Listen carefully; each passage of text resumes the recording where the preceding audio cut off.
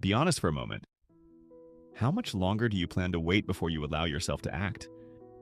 Not because you're unsure, not because you're confused, but because you don't feel ready yet. That feeling, not ready, has quietly stopped more lives than bad decisions ever did, and most people never question it. They treat it as wisdom, as patience, as responsibility. In reality, it's often just fear wearing a reasonable mask. In the last video, we talked about why people stay stuck even after they've already decided. They know what to do. They can explain it clearly. They can even advise others. But nothing moves. Today, we're looking at the excuse that usually comes next. Confidence. This video is about why waiting for confidence feels responsible, and why it keeps you exactly where you are. If you're new here, a quick orientation. This channel is not about motivation. It's not about discipline. And it's not about pushing yourself harder. It's about understanding why intelligent people delay obvious decisions and how that delay slowly shapes their lives. Every video in this series builds on the last one. We've talked about the cost of not deciding, the cost of staying, the gap between decision and action. Now we're addressing the belief that keeps that gap open indefinitely. I'll act once I feel confident. Here's the assumption most people never question. That confidence comes first, and action follows. So they wait. They tell themselves, once I feel certain, I'll move. Once I'm confident, I'll speak up. Once the fear is gone, I'll decide. But that order is almost always reversed. Confidence is rarely the cause of action. It's the result. Think about the moments in your life where something actually changed. You didn't feel ready. You didn't feel calm. You didn't feel confident. You felt exposed, unprepared, slightly reckless. You acted anyway.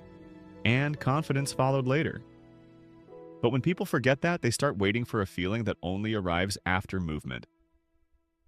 If you want more videos like this, clear, calm, and focused on real decisions, subscribe to the channel. Every video here is part of a longer thinking process. Waiting for confidence sounds mature. It sounds careful. It sounds intelligent. After all, who wants to act while uncertain? But here's the problem. Confidence is not a prerequisite for action. It's a reward for surviving action. And when you wait for it up front, you're asking reality to give you something it only gives after you move. This is why waiting feels endless, because nothing in your environment changes. No feedback appears, no adjustment happens. Without change, there is no signal that could create confidence. So the mind keeps negotiating, just a bit more time. One more sign. One more confirmation. Let's talk about fear for a moment. Most people treat fear as a warning sign, as something that tells them to stop, slow down, or wait. But fear is rarely a signal that you're about to make a mistake. Much more often, it's a signal that something meaningful is at stake. If a decision doesn't trigger fear, it usually doesn't matter very much. Fear appears when identity is involved, when acting would change how you see yourself, when others might react, when you can no longer quietly reverse the choice. That's why fear shows up precisely at the point where a decision would become real. The problem is not fear itself. The problem is how people interpret it. They say, I'm not confident. I don't feel ready. I should wait until this feels right. But underneath those statements is often a different truth. I'm afraid of who I'll have to become if I move. Fear is information, not instruction. It tells you this decision matters. This action will change something. This is not reversible. It does not tell you to stop. Yet most people treat fear as a veto. They give it authority it was never meant to have. Waiting doesn't reduce fear. It often makes it sharper. Because as time passes, the imagined consequences grow larger, even though nothing concrete has happened yet. Fear feeds on imagination. Action feeds on reality. This is why fear often fades after the first step. Not because the situation suddenly became safe, but because the mind now has something real to respond to. Fear without action spirals. Fear with action adjusts. When fear is misunderstood, people end up protecting themselves from discomfort rather than from damage. They avoid the emotional spike of acting and slowly accept the long-term cost of staying still. That's the trade most people make without realizing it. Understanding fear correctly doesn't remove it, it changes your relationship to it. Fear stops being a stop sign and becomes a marker. This decision matters enough to be taken seriously. This is exactly where quit and go becomes relevant. Not because it removes fear, but because it forces you to decide whether staying is still rational despite fear. It's designed for moments where clarity exists, but confidence hasn't caught up yet. You'll find the link below. Here's another uncomfortable truth. People say they're waiting for confidence, but what they're really waiting for is safety. They want to know that it will work, that it won't backfire, that they won't look foolish, that they won't regret it later. In other words, they want certainty before they move. But decisions that matter don't offer certainty. If the outcome were guaranteed, there would be no decision to make. There would only be execution. The presence of uncertainty is not a flaw in the situation. It's the defining feature. Waiting doesn't reduce that uncertainty. It just shifts it into the future. And here's what most people miss. While you're waiting for safety, the situation continues to change, just without your consent. Opportunities close quietly. Expectations harden. Your role becomes more fixed. The risk doesn't disappear. It becomes less visible. Safety feels real because nothing dramatic happens while you wait. No confrontation, no awkward conversation, no visible loss. But that calm is misleading. It's not safety, it's postponed exposure. And postponed exposure often returns with interest. Another reason safety feels convincing is because waiting keeps all options open. At least in theory. You haven't chosen yet. You haven't committed. You can still imagine every possible future. But imagined options are not real options. They don't create momentum. They don't protect you. They don't move anything forward. They only delay the moment when one path becomes real and the others disappear. This is why waiting feels protective and still leaves people worse off. They confuse the absence of immediate pain with the presence of safety. But real safety doesn't come from avoiding decisions.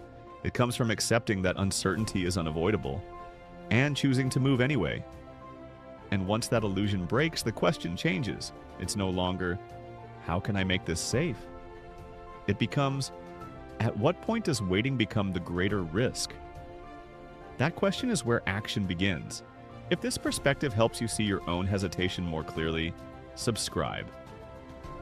This channel exists to challenge assumptions that quietly keep people stuck. Here's the pattern you see again and again. People act first, often reluctantly, often imperfectly.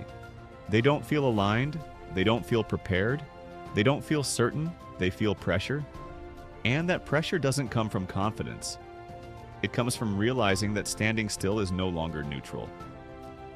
Then something important happens. Once action begins, reality responds. Feedback appears, consequences become concrete, and suddenly the situation is no longer theoretical. That's the moment where the mind stops looping and starts adjusting.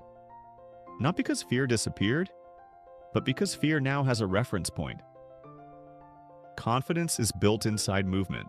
You don't gain it by thinking longer, you gain it by seeing that you survived the first step. The outcome wasn't catastrophic. You're still in control. That realization cannot be imagined in advance. It has to be experienced. Waiting flips that order. It asks the mind to feel safe before anything in the world has changed, and then it wonders why safety never arrives. People who move don't feel special. They don't feel heroic. They don't feel certain. They feel unsure and decide that uncertainty is no longer a reason to pause. People who wait feel responsible. They feel careful. They feel like they're protecting themselves, and they stay exactly where they are. This is the quiet difference that compounds over time. One group learns by adjusting in motion. The other waits for permission that never comes. Not because they lack intelligence, but because they misunderstand where confidence is created. This is especially visible with conversations people avoid. Salary, boundaries, expectations. People don't speak up because they're not confident yet.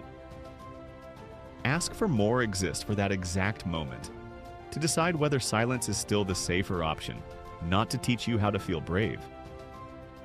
Every week you wait for confidence. The conversation becomes harder, the explanation becomes heavier, the moment becomes more charged. Waiting doesn't calm the situation, it amplifies it. At some point, even small actions feel overwhelming. Not because they are big, but because they come late. If you want to stop waiting for the right feeling and start understanding how decisions actually unfold, subscribe. The next videos build directly on this. Both frameworks linked below, Quit and Go and Ask for More, exist for moments like this. Not to make you confident, but to help you act when confidence hasn't arrived yet. In the next video, we'll talk about something closely related. Why doing nothing often feels safer than risking the wrong move, and how that instinct quietly shapes entire lives. If this video resonated, that one will push the same idea one step further. Because once you stop waiting for confidence, you start seeing how often safety itself becomes the trap.